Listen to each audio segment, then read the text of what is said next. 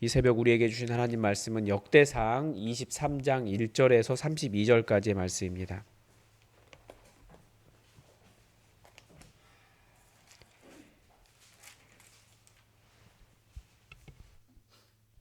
역대상 23장 1절에서 32절까지인데 우리 20절까지 읽겠습니다. 다윗이 나이가 많아 늙음에 아들 솔로몬을 이스라엘 왕으로 삼고 이스라엘 모든 방백과 제사장과 레위 사람을 모았더라.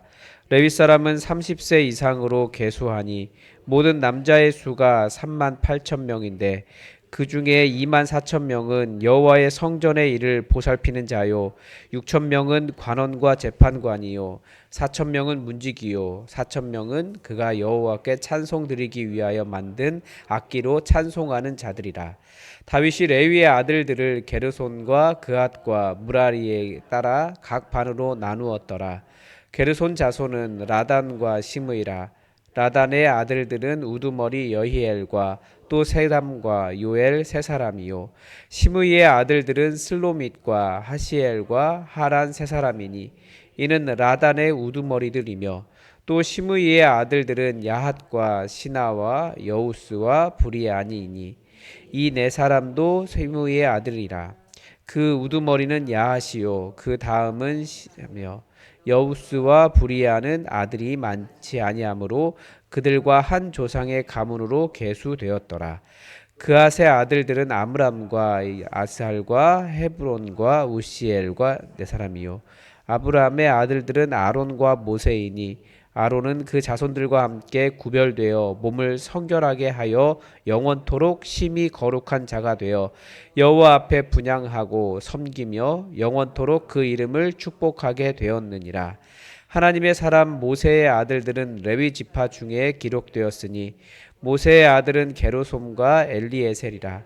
게르솜의 아들 중에 스브엘이 우두머리가 되었고 엘리에셀의 아들들은 우두머리 르바야라. 엘리에셀에게 이 외에는 다른 이들이 없었고 르바야의 아들들은 심이 많았으며 이스라엘의 아들들은 우두머리 슬로미시요 헤브론의 아들들은 우두머리 여리아요 둘째 아마랴와 셋째 야하시엘과 넷째 여가무함이며 우시엘의 아들들은 우두머리 미가와 그 다음 이시야더라. 아멘. 이번 주 역대상 본문은 이 성전 건축과 레위인 조직에 관한 내용에 집중되어 있습니다. 어제 본문에서 다윗이 성전을 지을 수 있는 모든 재료를 준비했다는 것을 볼 수 있습니다.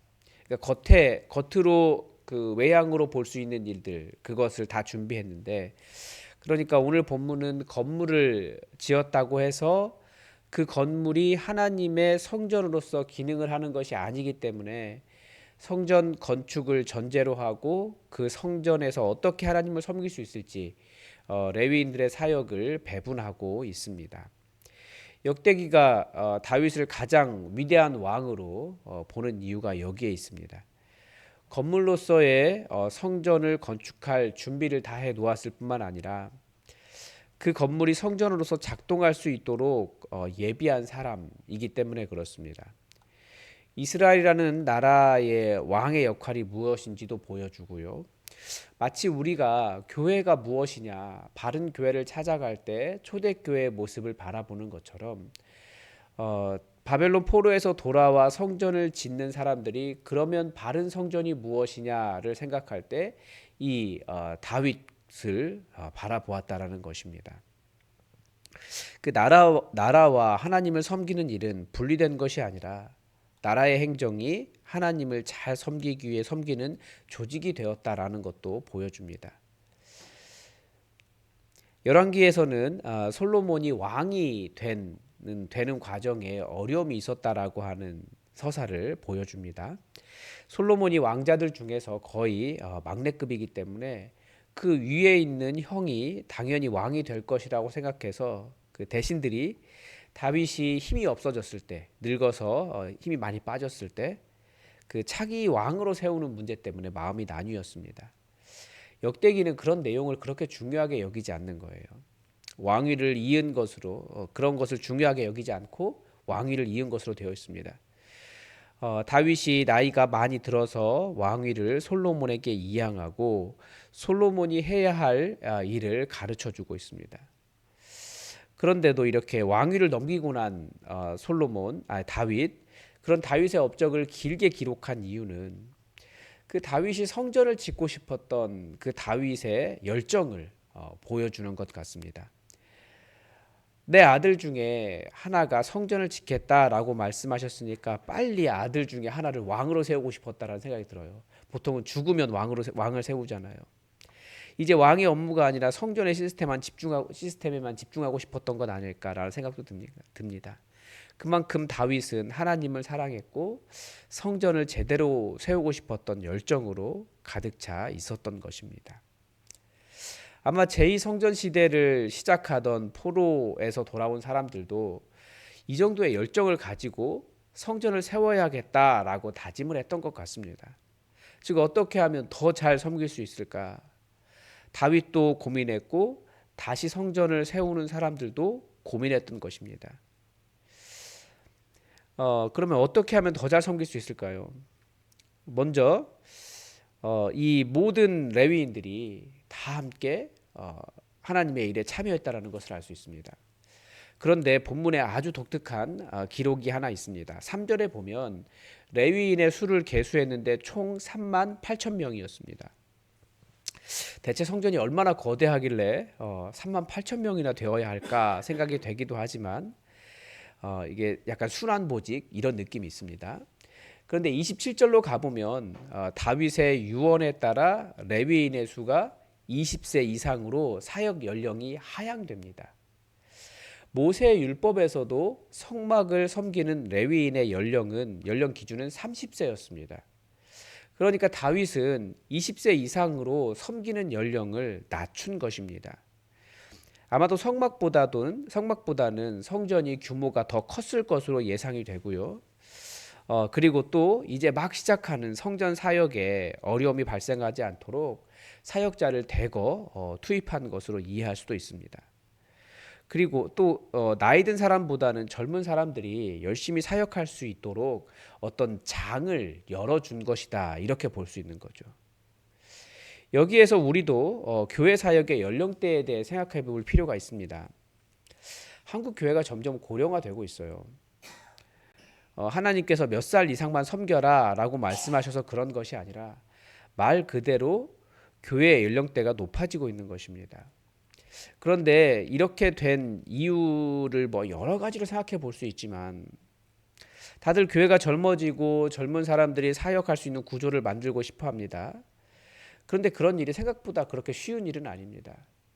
그런데 우리가 교회를 잘 알지만 계속 교회를 바라보면서 느꼈던 것은 뭐라고 할까요? 이렇게 항존 직분이 섬기는 직분이기보다 약간은 좀 나 이런 직분 가지고 있어라고 하는 명예가 되었던 적이 있습니다. 여전히 그런 교회들도 있고요. 그러니까 그 명예라고 하는 것은 소수가 독점해야지 명예가 있는 거잖아요. 그러니까 들어가기가 어려운 거예요. 그러니까 점점 충분히 사역할 수 있고 사역을 더 열심히 해야 되고 그때가 어떻게 보면 사역을 진짜 잘할 수 있는 나이대인데도 불구하고 그 진입장벽이 생겨버리는 거죠. 그래서 제가 아는 어떤 집사님도 제가 이제 사역을 끝내고 다른 교회로 옮겼을 때 그 교회에 그 임직한다고 신문에 난 거예요. 근데 이름을 보니까 그분이 있더라고요. 그래가지고 전화드려 축하한다라고 했더니 자기 아니라는 거예요. 동명이인이었던 거죠. 근데 그분도 나이가 꽤 있으셨거든요. 그런데 자기는 아직 권사할 때가 멀었다고 그렇게 말씀하셨던 기억이 있어요. 그런데 충분히 하셔도 되는데, 그러니까 어떤 진입장벽을 만들기 시작하면 사역에 사람들이 들어오기가 어려워지고 일종의 뭐라고 할까요? 점점 이렇게 고령화되는 문제가 발생을 하는 것 같습니다. 그래서 오래된 교회일수록 큰 교회일수록 점점 고령화돼요. 들어가기가 어려우니까.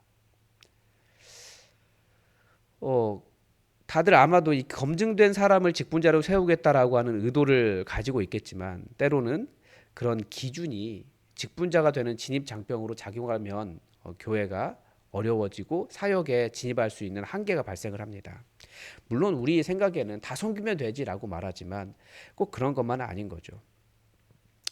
본문이 보여주는 또 다른 특징은 이 성전을 섬기는 사역이 세대를 이어서 전수되고 있다는 것입니다. 지금 오늘 본문은 다윗이 언제 죽었는지 정확히 보여주지 않고 그냥 죽었다라는 것을 가르쳐줘요. 유언으로 20세 이상으로 낮췄다는 것을 보여주는 것을 보면 본문이 보여주는 또 다른 특징은 이 성전을 섬기는 사역이 세대를 이어서 전수되는 거죠. 아버지 다윗에게서 솔로몬으로. 다윗이 솔로몬을 왕으로 세우고 레위인들의 사역이 어떠해야 하는지를 유언으로 남기고 솔로몬은 다윗의 사역을 이어갔습니다. 새로운 리더십이 세워지면 새로운 사역을 하려고 합니다. 이전 사역자의 사역이 마치 구닥다리나 시대에 뒤처진 것으로 생각하기 때문이기도 하고 공동체 구성원들이 기존 사역자의 사역이 익숙하기 때문에 새로운 사람은 새롭고 신선한 일을 해주기를 바라는 마음 때문이 아닐까 생각이 됩니다. 그런데 그 시대에 맞게 새롭게 할 일이 있고 지속적으로 이어가야 할 사역이 있습니다. 이것은 누가 전수해 주겠습니까?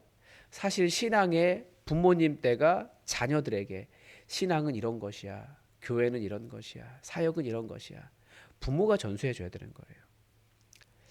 그리고 또 새로운 사역자가 온다 할지라도 기존에 해야 할 사역 절대 놓치면 안 된다라는 거죠.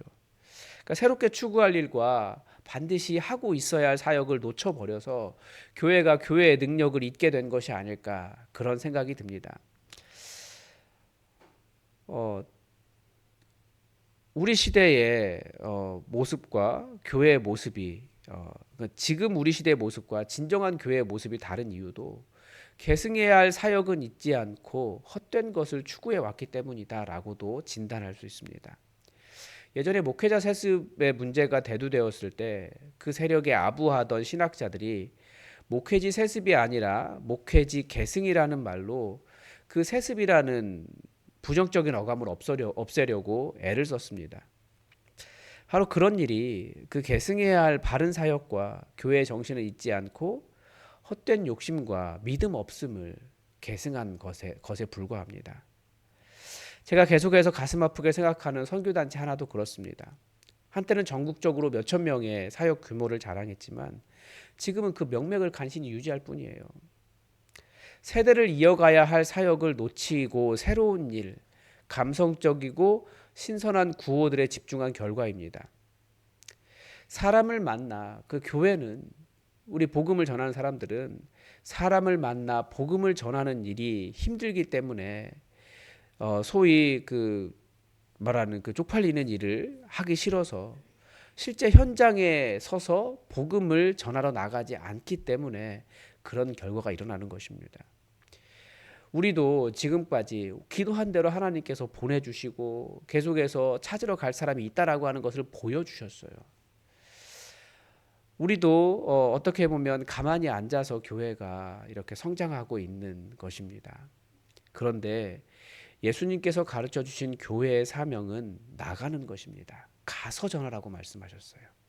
가만히 앉아서 멋있는 말로 교회가 이렇다, 복음이 어쩌다, 영혼 구원이 무엇이다, 제자 훈련이 무엇이다 그렇게 말하는 것이 사실은 정말 계승해야 될, 이어가야 할 사역의 방법을 놓치고 있는 것입니다. 시대가 아무리 변해도 교회는 예수님께서 말씀하신 대로 가서 복음을 전하는 곳입니다. 또 나가야 한다고 하니까 밖에 나가서 교회를 홍보하는 것을 전도라고 생각할 수도 있습니다. 물론 그것도 교회를 홍보하는 데 아주 중요하고 전도에 중요한 역할을 하지만 그것이 아니라 한 사람과 인격적인 관계를 맺고 복음이 필요한 사람들에게 위로하고 말씀으로 위로하고 그들이 살아낼 수 있도록 함께 공동체를 만들어주는 일이 복음의 시작인 거예요. 제가 청년 사역을 하면서 느낀 것이 있습니다. 말을 많이 하는 사람들은 청년이 어떻다, 별했다, 이전과 다르다 말하지만 막상 만나보니까 우리 세대와 크게 다르지 않은 거예요. 오히려 더 합리적이고 더 열정적이고 더 영적인 갈급함이 강하다라는 것을 보고 있습니다. 교회가 해야 할 사역을 제대로 계승하지 않았기 때문에 청년들이 교회를 떠났다는 생각이 드는 거예요. 그래서 두려움을 갖기보다 실제로는 나가야 되는 거예요. 가서 찾아야 되는 거죠. 여러분, 우리는 더 하나님을 섬기고자 애를 씁니다. 사람들이 더 사역에 들어올 수 있도록 우리가 가진 기준들을 완화하고 또한 나가서 사람을 만나며 또 잃은 자를 찾으러 나가며 예수님처럼 들과 산으로 나에게 양이 99마리가 있어도 주님의 71마리 양을 찾기 위해서 그렇게 들로 산으로 나가서 헤매며 그렇게 복음을 전하는 교회의 본연의 방법을 우리가 계속해서 이어갈 수 있기를 주님의 이름으로 부탁을 드립니다. 오늘도 하나님의 뜻이 우리에게 이루어지기를 주기도문으로 기도하겠습니다. 하늘에 계신 우리 아버지, 아버지의 이름을 거룩하게 하시며 아버지의 나라가 오게 하시며 아버지의 뜻이 하늘에서와 같이 땅에서도 이루어지게 하소서. 오늘 우리에게 일용할 양식을 주시고 우리가 우리에게 잘못한 사람을 용서하여 준 것 같이 우리 죄를 용서하여 주시고 우리를 시험에 빠지지 않게 하시고 악에서 구하소서. 나라와 권능과 영광이 영원히 아버지의 것입니다. 아멘. 여러분 계속해서 우리 성령에 충만하도록 성령을 부어달라고 기도합시다. 성령의 권능이 임하시면 우리가 증인될 수 있습니다. 우리가 전하는 복음이 진실이라는 것을 성령님의 권능으로 보증해 주십니다. 그런 능력 있는 성도 되게 해달라고, 교회 되게 해달라고 기도합시다. 우리 계속해서 우리 교회에 새로운 사람들을 보내어 달라고, 그 보내주신 사람들이 정착할 수 있게 해달라고 기도합시다. 뿐만 아니라 우리 주변에 복음 증거해야 될 사람들에게 찾아가서 예수님의 복음을 증거하고 그들을 살리고 위로하는 그런 교회, 그런 성도의 삶 되게 해달라고 우리 다 함께 마음 모아 기도하겠습니다. 함께 기도합시다.